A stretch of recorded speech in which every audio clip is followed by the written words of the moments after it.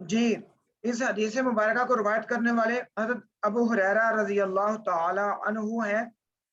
अन अबी हुरैरा रज़ी अल्लाह तआला अन्हु अनिन नबी सल्लल्लाहु अलैहि वसल्लम। हज़रत अबू हुरैरा रज़ी अल्लाह तआला अन्हु रिवायत करते हैं नबी सल्लल्लाहु अलैहि वसल्लम से, आप सल्लल्लाहु अलैहि वसल्लम ने इरशाद फरमाया, क़ाला, क़ाला का मीनिंग होता है उसने कहा। तो यहाँ जब अल्लाह के नबी सल्लल्लाहु अलैहि वसल्लम के साथ हम बोलेंगे तो कहेंगे अल्लाह के नबी सल्लल्लाहु अलैहि वसल्लम ने इरशाद फरमाया, इज्तनिबू अस्सबअ अल मौबिक़ात। इज्तिनाब का क्या मीनिंग होता है?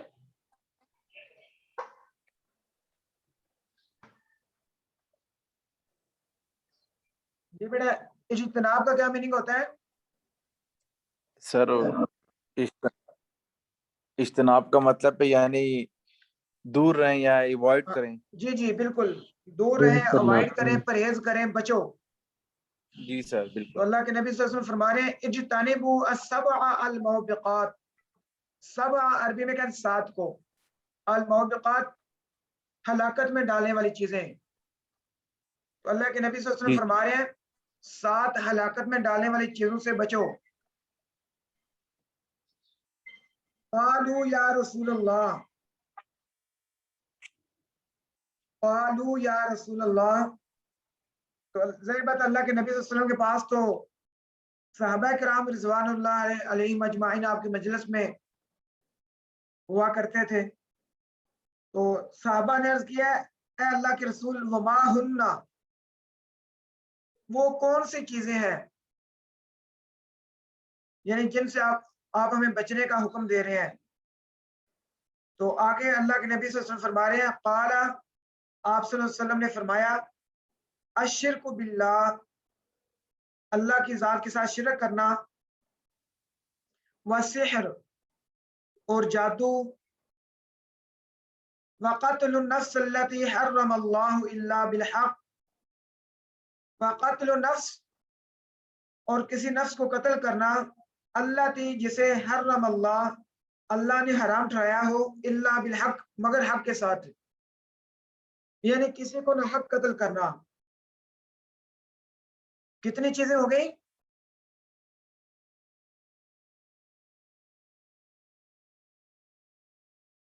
जी बेटा, कितनी चीजें हो गई?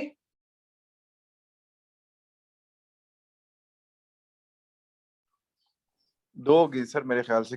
एक तो शिर्क से दूर बचना, और दूसरा दूसरा है जादू, वसे, जादू, सहर जादू। और जादू करना, और तीसरा है किसी को न हक कत्ल करना। बिल्कुल सर। 3 चीजें होगी सर। 3 होगी सर।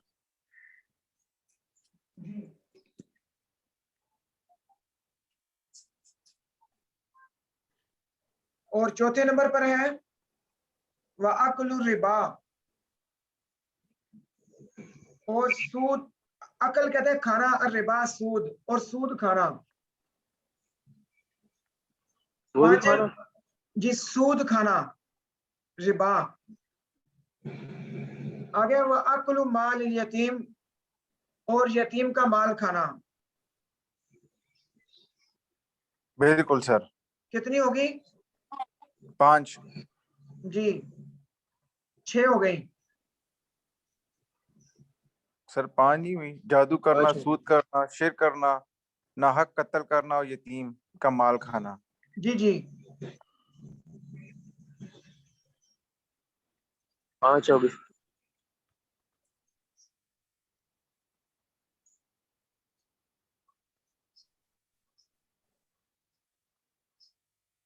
जी। आगे है वतवल्ली यौम ज़हफ, मैदान जंग से भाग जाना। वतवल्ली यौम ज़हफ, और छठी चीज क्या है? मैदान जंग से पीठ फेरना। और आगे 7वीं और आखिरी है वक़ज़्फ़ुल मुहसनातिल मुमिनातिल गाफिलात, पाक दामन मोमिन और शरीफ औरतों पर तोहमत लगाना। ठीक। जी बेटा, ये है 7 चीजें जिनसे अल्लाह के नबी सल्लल्लाहु अलैहि वसल्लम ने हमें बचने का हुक्म दिया है। समझ आ गई है? जी सर। अब इसकी हेडिंग आप केले में आ गई है कि अल्लाह के नबी हज़रत अबू हुरैरा इस हदीस को रिवायत कर रहे हैं अल्लाह के नबी सल्लल्लाहु अलैहि वसल्लम से कि अल्लाह के नबी सल्लल्लाहु अलैहि वसल्लम ने हुक्म दिया कि 7 हलाकत में डालने वाली चीजों से बचो। तो सहाबा ने अर्ज किया, अल्लाह के रसूल वो कौन सी हैं? तो अल्लाह के रसूल सल्लल्लाहु अलैहि वसल्लम ने इरशाद फरमाया, सबसे पहले बात है अश्शिरकु बिल्लाह, अल्लाह के साथ शिर्क करना। और आपको मालूम है कि शिर्क किसे कहती हैं? सर जिसकी कोई माफी नहीं हुई थी, जो जी, पहले तो शिर्क को देखे ना, अल्लाह की जात, उसकी सिफात, उसके इख्तियारात के अंदर उसके साथ मद्दे मुकाबिल ठहराना बिल्कुल बिल्कुल कि जो काम अल्लाह के इख्तियार में है उसके साथ किसी और को शिर्क करना कि ये काम दूसरी कोई जात, कोई हस्ती, कोई इंसान कर सकता है। तो ये इतना बड़ा सख्त गुनाह है कि अल्लाह तबारक व तआला इरशाद फरमा रहे हैं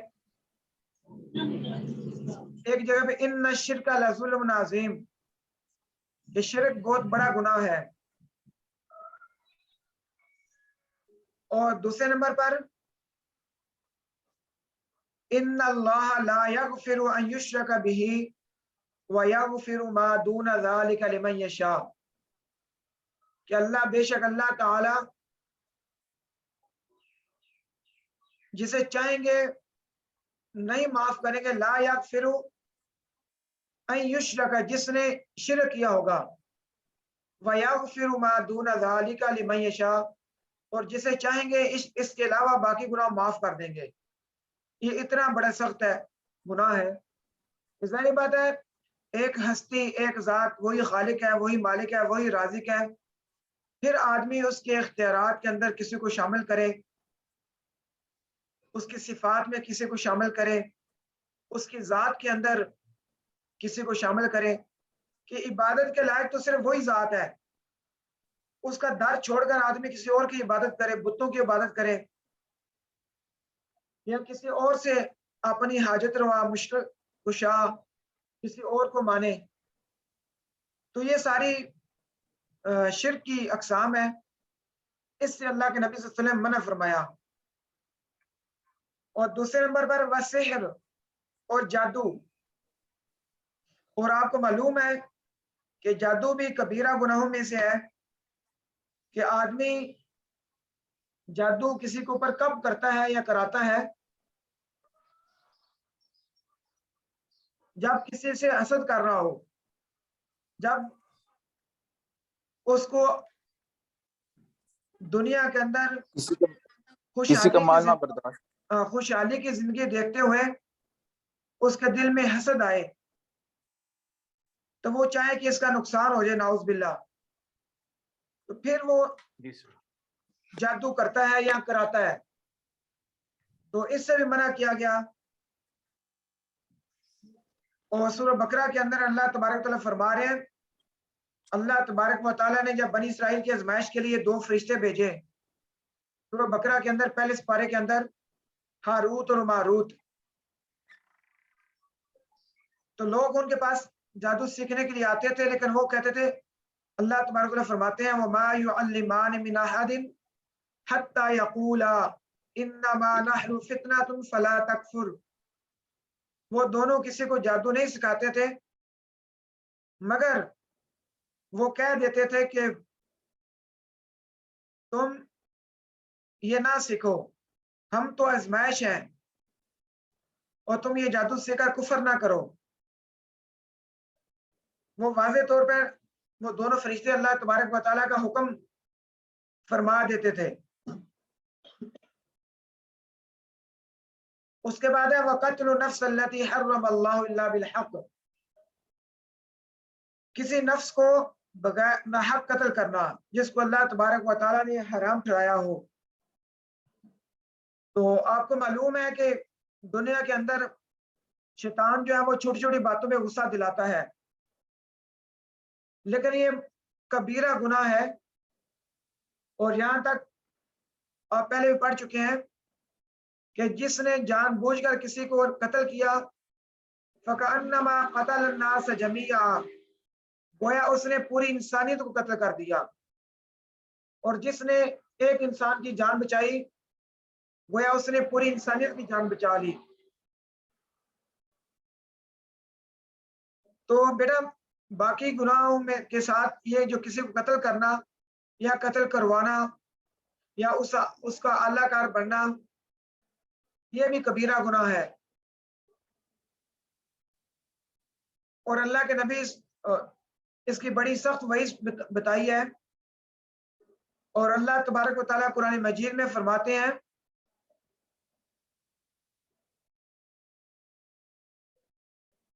जो कत्ल है, जिसने कत्ल किया उसका ठिकाना फजज़ाउ जहन्नम, उसका ठिकाना जो है वो जहन्नम है। ये तीसरा बड़ा गुनाह है। व अक्लु रिबा, और चौथे नंबर पे सूद खाना। सूद की मुख्तलिफ शक्लें इस वक्त हमारे दरमियान राइज हैं। बाज़ लोग बैंक के अंदर पैसे रखकर जो प्रॉफिट लेते हैं वो भी सूद है। बाज़ औक़ात लोग किसी को उधार पैसे देते हैं तो कहते हैं जब 6 महीने या साल बाद या इस तरह कोई वक्त मुकर्रर करते हैं तो कहते हैं कि मैं इस इतने दे रहा हूँ, मसलन 10,000 दे रहा हूँ, मैं आपको 6 महीने बाद 12,000 आपसे लूंगा। तो ये भी सूद है। इस तरह की और इसकी अकसाम है कि किसी को आदमी कर्ज दे रहा हो, उसके बदले में कि कोई ऐसी शर्त रखे जिससे उसको फायदा हो। अगर किसी को जरूरत है, आपके पास माल है, तो आप बगैर कर्ज के दें, अब बगैर शराइत के दें, उसकी जरूरत पूरी हो। इसमें तो अजर भी है और अल्लाह उसके रसूल सल्लल्लाहु अलैहि वसल्लम की फरमाबरदारी भी है, रजामंदी भी है, खुशी भी है। लेकिन अगर किसी की मजबूरी से नजायज फायदा उठाना, ये गुनाह है कि आदमी किसी की जरूरत को पूरा कर रहा है और बदले में नजायज फायदा उठा रहा है।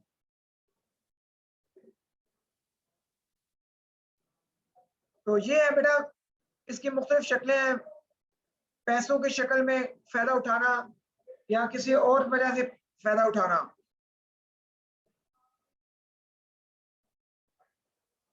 और सूद के हवाले से अल्लाह के नबी सल्लल्लाहु अलैहि वसल्लम की हदीस मुबारका कि जो ये सूद का कारोबार करता है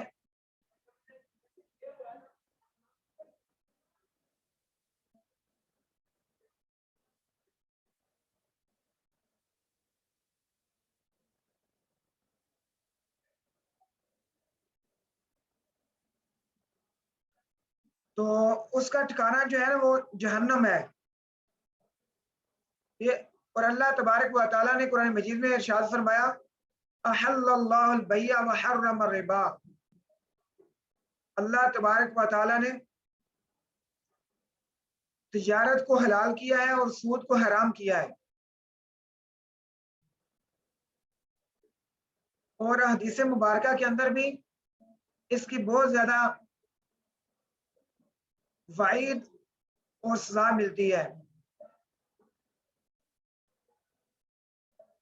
यहां तक कि सूद को अल्लाह तबारक व तआला ने, अल्लाह के नबी सल्लल्लाहु अलैहि वसल्लम ने अपने खिलाफ ऐलान जंग करार दिया है कि जो सूद के कारोबार से पीछे नहीं हटता, सूद का काम नहीं छोड़ता, तो वो अल्लाह और उसके रसूल सल्लल्लाहु अलैहि वसल्लम के साथ जंग के लिए तैयार हो जाए। लेकिन इस वक्त अगर हम आलमी मईशत को देखें, लोगों को देखें, तो वो तरह तरह से सूद के अंदर मुसलमानों को जकड़ रहे हैं, इस्लामी ममालिक को जकड़ रहे हैं, और मुसलमान भी जो है वो आंखें बंद करके अपनी वजारत, अपना इक़्तिदार बचाने के लिए महंगी तरीन शराइत पर, सूद की महंगी तरीन शराइत पर दूसरे मुल्कों से कर्ज ले रहे हैं, सूद की शराइत पर। तो इससे भी बेटा हमें बचना है, इसको नापसंद भी करना है। अल्लाह तबारक व तआला हमें ऐसे हुक्मरान अता फरमाए कि जो नेक हों और इस्लाम की सरबुलंदी के लिए इस्लाम के कानून को पाकिस्तान के अंदर नाफिज कर सके, और सूद का जो मसला है उसको मुल्क को उससे बचा लें।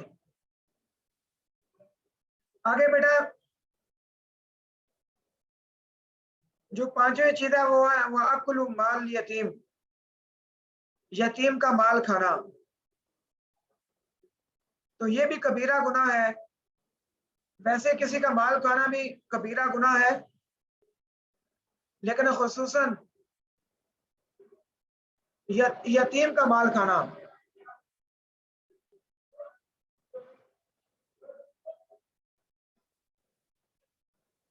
और इस वक्त अगर हम देखें तो हर बंदा इसी चीज की फिक्र कि मुझे ना कोई माल मिल जाए, लेकिन वो इंसान को ये नहीं देखता कि मैं हलाल कमा रहा हूं या हराम कमा रहा हूं।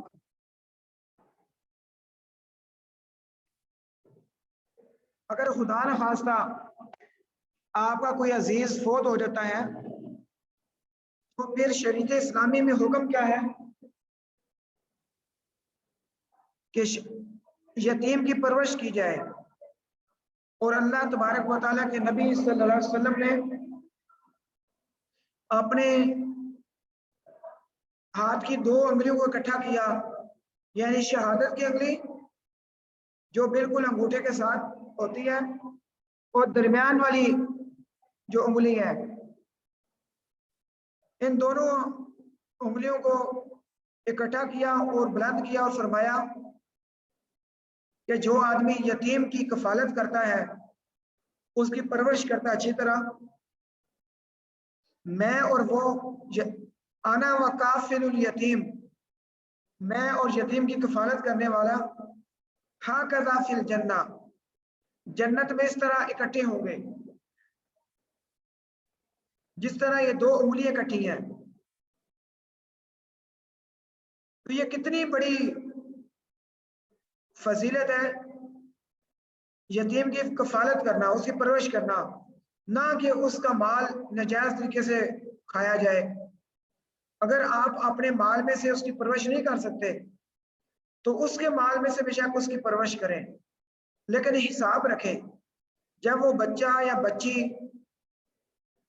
बालिग हो जाए तो फिर उनको बता दिया जाए कि बेटा मैंने इतने साल आपकी परवरिश की है आपके माल में से, और बाकी जो माल है ये आपका है, ये आपके मैं हवाले कर रहा हूं।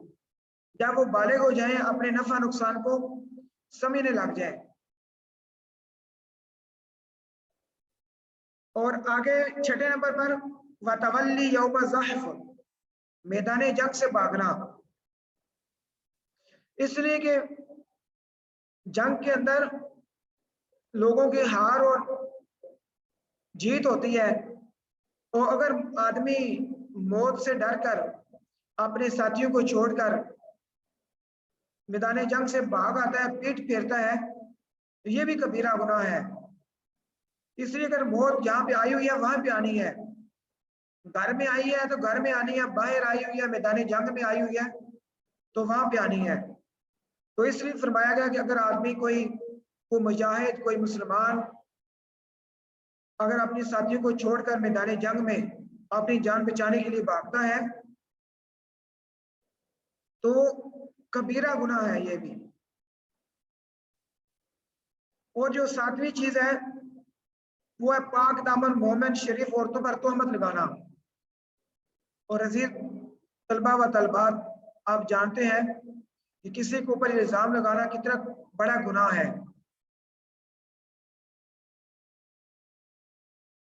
और वो भी फिर किसी की बहन, किसी की बेटी, किसी की बीवी के ऊपर। तो यहाँ से फिर जो खानदान है वो तबाह हो जाते हैं, फैमिलियों के अंदर लड़ाइयाँ पड़ जाती हैं। तो इसलिए किसी पाक दामन मोमिन औरतों के ऊपर तोहमत लगाना ये भी कबीरा गुनाह है। यहाँ तक अगर जिसके ऊपर आप इल्जाम लगा रहे हैं, तोहमत लगा रहे हैं,